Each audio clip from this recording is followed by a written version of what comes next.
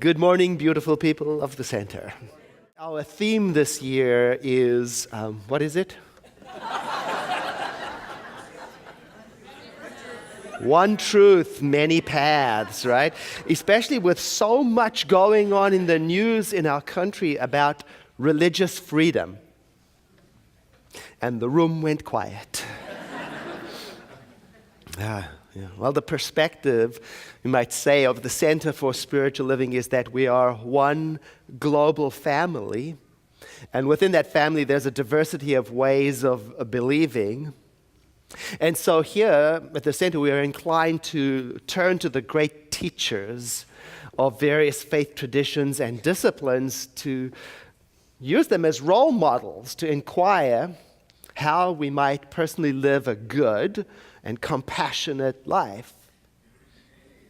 So you might find a person at the Center for Spiritual Living asking themselves, what would Reverend Martin Luther King Jr. say about religious freedom? Or what might Mahatma Gandhi do? Or what would the great metaphysical teacher Emma Curtis Hopkins instruct us to do, to think? Or the great poet Maya Angelou, what would she inspire as a way of thinking about religious freedom? What would they instruct us when it comes to this issue of personal conscience that is so up for discussion today in the world? In this week's chapter in the recommended reading for the month, Living Buddha, Living Christ by Thich Nhat Hanh, I'm reading it and I'm asking the question a new way. I'm asking the question, what would the living Buddha in me do? What would the living Christ in me do? Because the author makes a case for letting the teacher, the inspired words of great teachers, become alive in us when we're looking for ways to engage in the world. Listen to what this Buddhist monk has to say. A true teaching is not static. It is not mere words, but the reality of life. Many who have neither the way nor the life try to impose on others what they believe to be the way. But these are only words that have no connection with real life or real way. When we understand and practice deeply the life and teachings of Buddha or the life and teachings of Jesus, we penetrate the door and enter the abode of the living Buddha and the living Christ, and life eternal presents itself to us.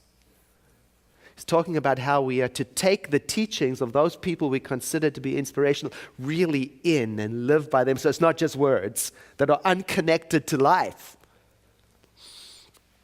Yesterday I posted on Facebook, I said, I'm preparing this message about what would Buddha, or what would Christ, or what would you do if you were asked to work on somebody's car, or bake a cake for somebody, or prepare a pizza for somebody, or whatever your professional skill is, if you discovered that there was inside of you a moral objection to that person's way of life. I got to tell you, one humorous response on Facebook from one of our people here said, I would never let Buddha work on my car.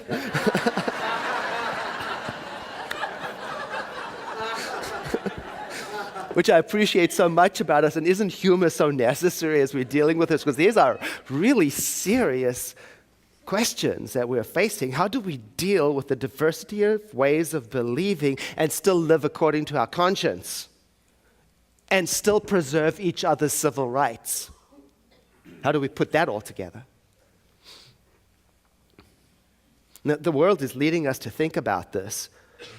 How do we consider that place where human or civic rights intersect with religious opinions? How do we handle that? You know, like today in our country, most people can become married legally and divorced legally. However, the religions of our country have various different ideas about whether or not that's okay. Fortunately, we don't have to believe each other's religions. We can still get married, most of us, legally and divorced legally. Now, at the Center for Spiritual Living, our perspective is that marriage is a spiritual union, and divorce ought to be a spiritual separation. And we will, as clergy, extend our services to facilitate that experience to all who come to seek it without exception.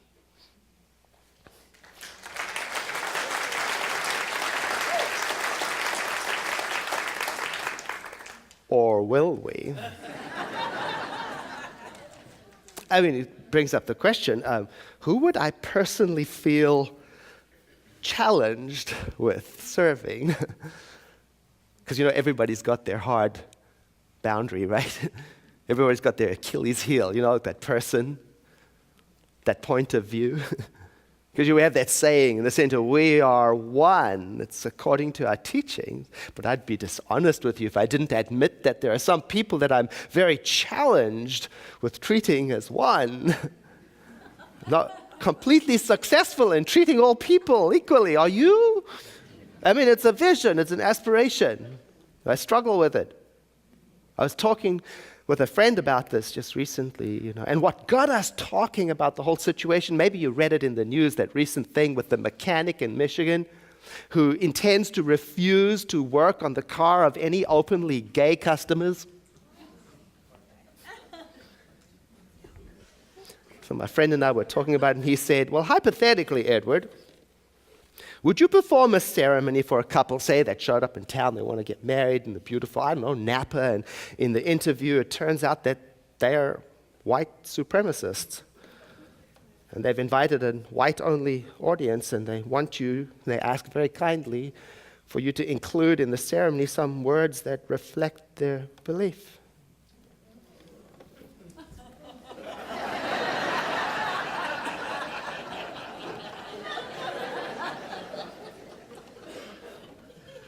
So I argued with my friend. I said, well, being gay is not a choice, it's a life, but being a white supremacist is learned, and it's a lie. And it was getting me all stirred up, thinking about it. But it got us to really talk and think about this. What would that teaching in you, the living Buddha, what would it do? What would that teaching in you, the living Christ, if that's your teaching, what would it do? Because the living Christ in me, the living Buddha in me, it means the teaching, the example that has come so much to life in me that it guides me in situations just like this. And if you look to your role model, let's say, for example, we look to the life and teaching of Jesus, there we find ambiguous clues. And we want it to be easy. It's not easy. You look into the stories. You see, in his lifetime, the prevailing Mosaic law, when it came to adultery, do you know what the remedy was? Stoning, yes. You pick up stones and rocks and you throw it at the offender until they are dead. Now, I'm very pleased that we no longer insist on that particular biblical law, right? Because things change. And apparently it's appropriate to be selective. You see, Jesus was being challenged this time because the authorities of the church, the synagogue at the time, they already knew it was barbaric. They wanted to see how he would respond when they brought somebody before him who was guilty of adultery. And what he said was, all right, let the one among you who is without fault be the first person to pick up the stone and throw it. And he wouldn't condemn her. In fact, what he said was, be free and don't do it again. Because obviously you see the consequences. See, what would Jesus do? Well, there's a model. But on the other hand, if you look more into his example, you're going to find some disturbing examples. I mean, you know the temple scene? I mean, if you don't know, the temple scene is when he comes to the temple in Jerusalem and he finds it's been overly, there's merchants, they're selling stuff, there's all sorts of money changing and things. It's too commercial for his liking. And so he's outspoken, violently so, and his behavior was disorderly. I mean, he would get arrested today. In fact, in John it says that he fashioned a whip. He beat them up and kicked them out and threw their stuff all over. I mean, some people might say, well, he was justified because it offended his sense of holiness. But is that a model for disagreement that I want to follow?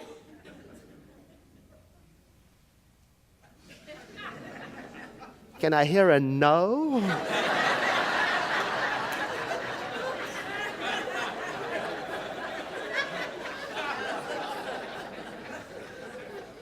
I mean, the question is, should I be allowed to treat people violently if they offend my idea of divinity? No.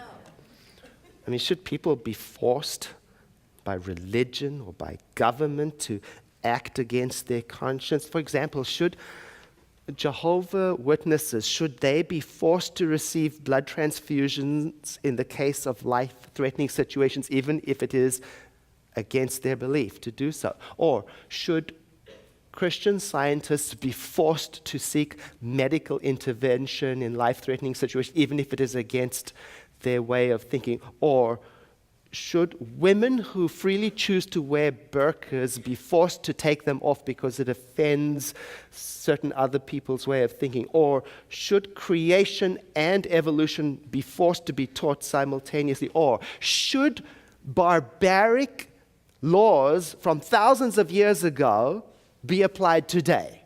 No.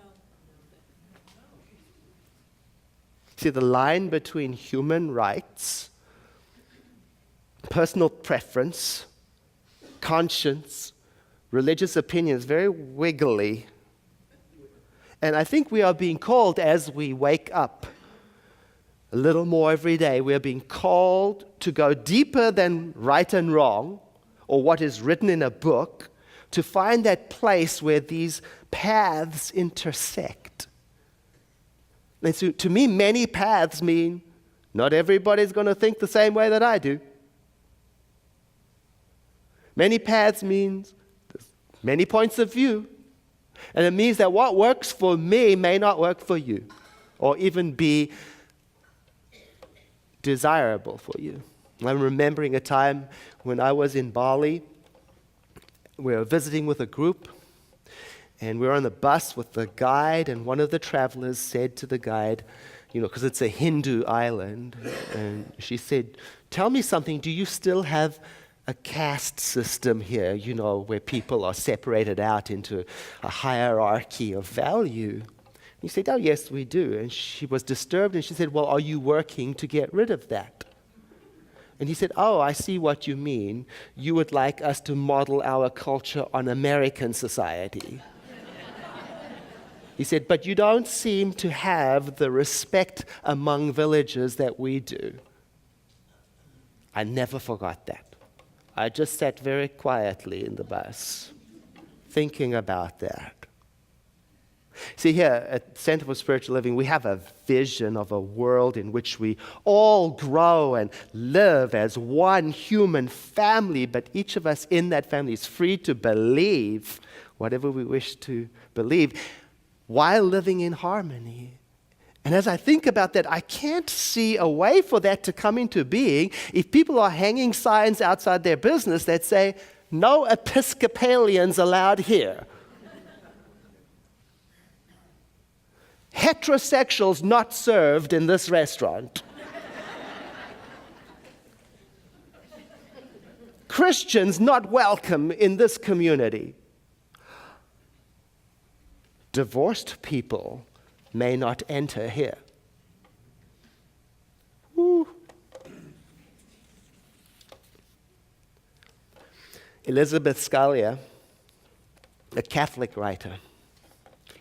She got some tough questions for her readers who are considering how to draw those moral lines, She got some tough questions. Now, keep in mind, this is a Catholic perspective. It in no way represents the view of the Center for Spiritual Living. But it does make an excellent point about consistency. She writes, if a couple that is shacking up wants to celebrate the 5th anniversary of their moving in together and comes to you for the celebration cake, are you baking it? Or are you saying, oh no, I'm sorry, but my religious conscience forbids it. I don't want to be seen as given even tacit support to that lifestyle which is negatively influencing society. She goes on to say, if someone is throwing a divorce party, as some do, or remarrying without an annulment, remember it's a Catholic perspective, are you arranging the flowers or are you saying, I'm sorry, but Jesus is incredibly clear about divorce and remarriage, and if I arrange those flowers for you, I would be dishonoring the teaching?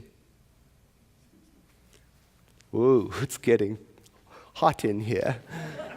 She goes on to say, if an unwed mother wants her baby photographed, are you photographing it or are you saying, I'm sorry, but I believe a child is entitled to a mother and a father, and so on. You see, what she's doing is she's making the point from a Catholic perspective for consistency. She, to me, is saying, if you're going to be judgmental, at least be consistent about it. And don't just pick on one group or one individual who offends or challenges you because they're there. Not only for Catholics, for us right here at the center. If we're going to be judgmental, be consistent. We have these sayings at the center. We are one. Except for that person. Two. Someone's two.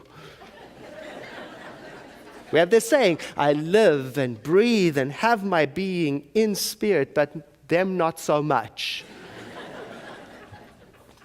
We have this saying, my mind is the center of divine activity, but them I don't know where they're thinking from. We say, my eternal nature is the innocent, pure perfection of living spirit, expressing his humanity, but that one I don't know. He may be the exception.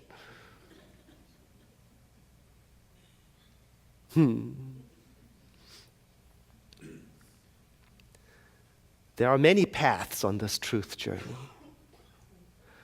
And we are not going to agree on the details of how to live it and express it. And yet, we, and I am part of that, we have a vision of a world in which every person will have the freedom to have their own spiritual or religious point of view without anyone's civic or human rights being affected. In fact, that is exactly what drew me to become an American citizen. And it continues to call me to see if I can do it. Can I live like that?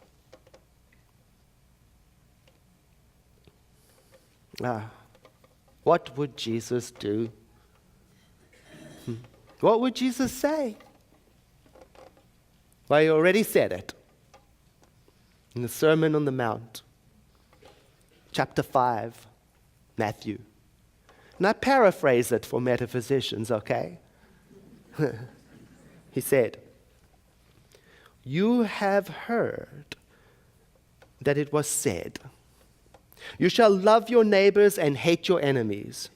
But I say to you, love your enemies and bless those who curse you and do good to those who hate you and pray for those who spitefully use you and persecute you, so that you may be the inheritors of that power which is heaven. For surely God makes the sun to rise both on the good and the bad, and sends the rain to fall on the just and the unjust. For, he said, if you love only those who love you, what's the benefit of that? Anybody can do that. Paraphrased. So he said, you are to be perfect, and I take that word to be all-embracing, just as the power of creation is. What would Buddha say? He already said it. Right there in the opening lines, chapter 1 of the Dhammapada. And if you are a student of the Center for Spiritual Living, you will find some resonance with this. He said, all that we are is the result of what we have thought. It is founded on our thoughts. It is made up of our thoughts. If a person speaks or acts with an evil thought, pain follows that person as surely as the wheel follows the foot of the ox that draws the carriage. All that we are is the result of what we have thought. It is founded on our thoughts. It is made up of our thoughts. If a person speaks or acts with a pure thought, happiness follows that person just like a shadow that will never leave. Quote, he abused me, he beat me, he defeated me, he robbed me. Buddha says, in those who harbor such thoughts, hatred will never cease. He abused me, he beat me, he defeated me, he robbed me. In those who do not harbor such thoughts, hatred will cease. 4, hatred does not cease by hatred at any time. Hatred ceases by love. This is an old teaching, he said.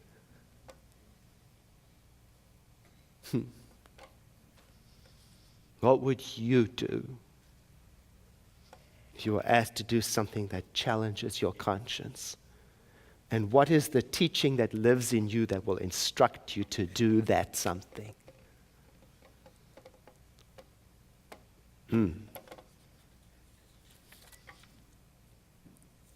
I invite you to breathe in with me as we exhale into a moment of prayer. If it's comfortable, let your eyes close. Now begin by reading the words that we've already heard this morning from the affirmation. Peace fills the heart and mind of humanity. Peace fills my heart and mind. Peace is my nature. I am filled with the perfect peace of the One. And this establishes us in an attitude of prayerfulness in which we each, according to our perspective, acknowledge, salute divinity, that something that is everywhere present, that life that we are all living, that which is eternal and everywhere present. And we recognize that divinity using whatever concepts or words we may come upon, knowing that it itself is beyond all concept and words, nevertheless. So where we begin, so that we may salute that which is larger than what we are. And yet we are part of it. Like a drop of the ocean is part of the entire ocean in its nature. So that we may come to that realization that in our individual nature we are part of the eternal reality of being. Whether we call that being children of God or one with all life, or whatever idea comes that reconnects us to the seamless way we are part of everything that is. And as we dwell in these thoughts, it lets all concepts and ideas of separateness or hard thinking dissolve into the gentleness of this realization of the peace that is the fabric of creation, that is undisturbed by points of views or religions.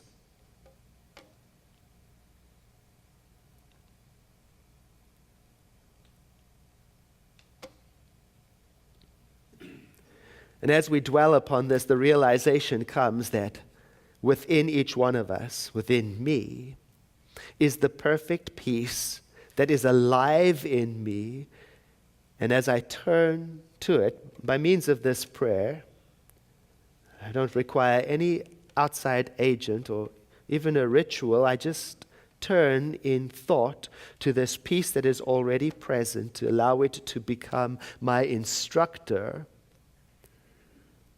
so that I can engage in the world in such a way that reflects what I stand for.